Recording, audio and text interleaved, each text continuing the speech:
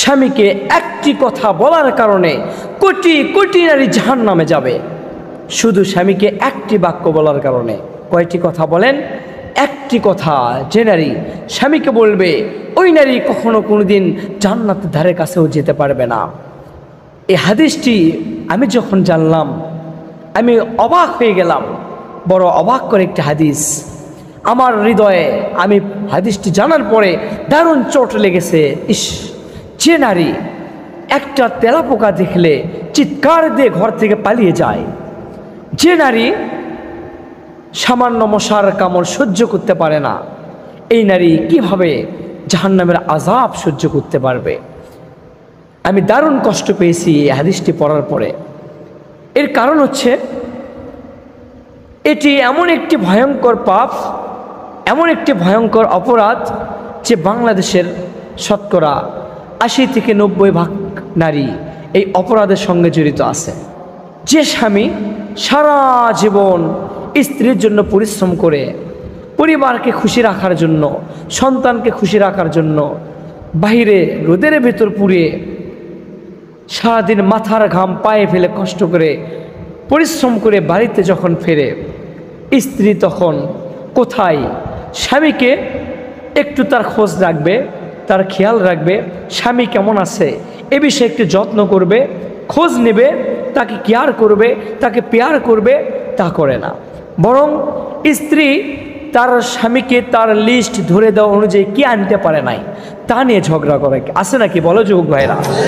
হ্যাঁ, যে স্বামী সারা জীবন এত পরিশ্রম করে আসলো, এত কষ্ট করে আসলো, যে স্বামী সন্তানের লেখাপড়ার খরচ চালায়, যে স্বামী স্ত্রীকে খুশি রাখার জন্য তার খরচ চালায়, যে স্বামী পিতামাতার খরচ চালায়, যে স্বামী স্ত্রীর হক আদায় করে, যে স্বামী শ্বশুর শাশুড়ির হক আদায় করে, যে স্বামী আপনার গ্যাসের বিল দেয়, আপনার পানির বিল দেয়, আপনার বাড়ির কারেন্ট বিল দেয়, যে স্বামী বাড়ির যাবতীয় সব খরচ বহন করার পরেও, এত সব কিছু করার পরেও যখন কোনো একদিন সামান্য কোনো একটা বিষয়ে চুল পরিমাণ কম বেশ হয়ে যায়, তখন নারী বলে কি জানেন? What have you done for me your whole life?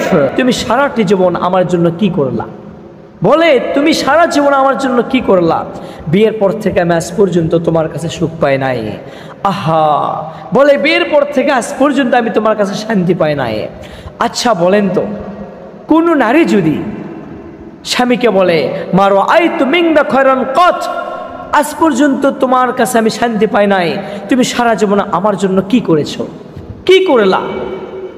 অমকের স্বামী অমকের স্ত্রীর জন্য এই করেছে, অমকের স্বামী শ্বশুর শাশুড়িকে এই দিয়েছে, তুমি আমার বাবা মাকে কি দিয়েছো, তুমি আমার জন্য কি করলা?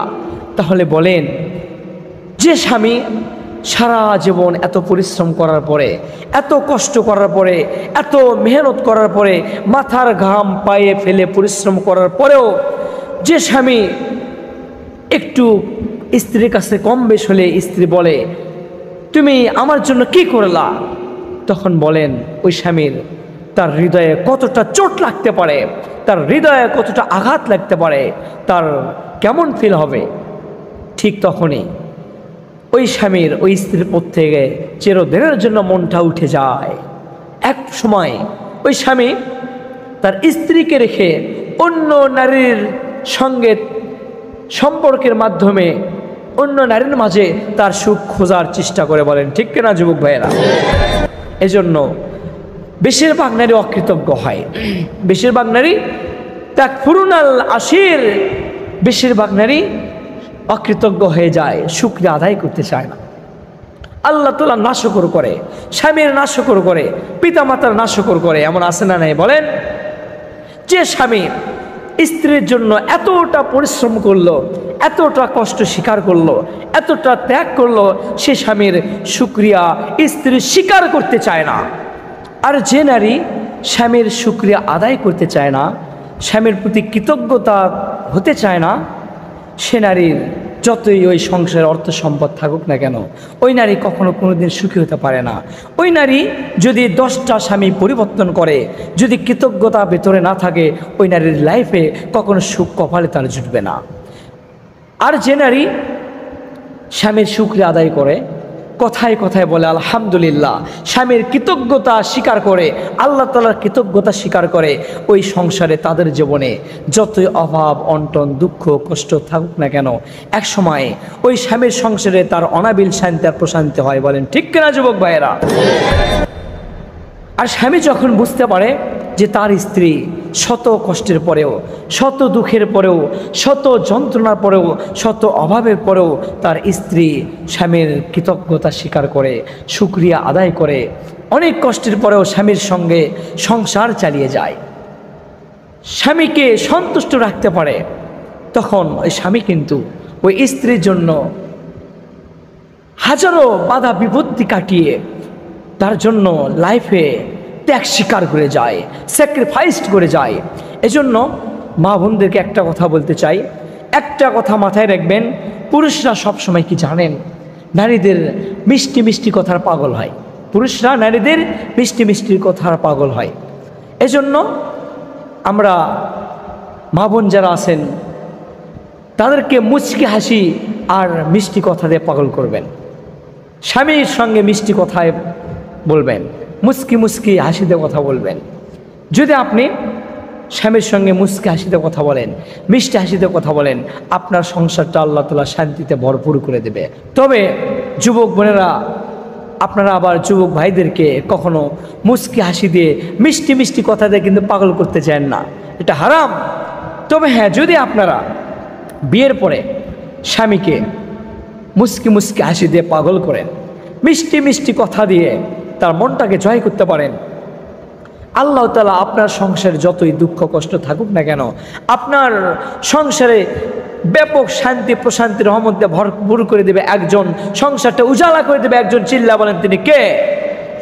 এজন্য সারা দুনিয়ার বিখ্যাত দিনের দায়ী পাকিস্তানের আল্লামা তারিক জামিল তিনি বলেছেন, একটি সুন্দর শের বলেছেন, জবান का एक मीठा बोल दुनिया की हर हर शेर से मीठा होता है और जबान का एक कड़वा बोल सद समंदर की कड़वाहट से इजिया कड़वाहट होती है। উনি চমৎকার করে বলেছেন, মুখের একটা মিষ্টি কথা সারা দুনিয়ার সমস্ত মধুকে যদি একত্রিত করা যায়, তাহলে সকল মধুর মিষ্টতা যে পরিমাণ স্বাদ হবে, মুখের একটা মিষ্টি কথা তার চেয়ে লক্ষ কোটি গুণ বেশি স্বাদ হবে বলে সুবহানাল্লাহ।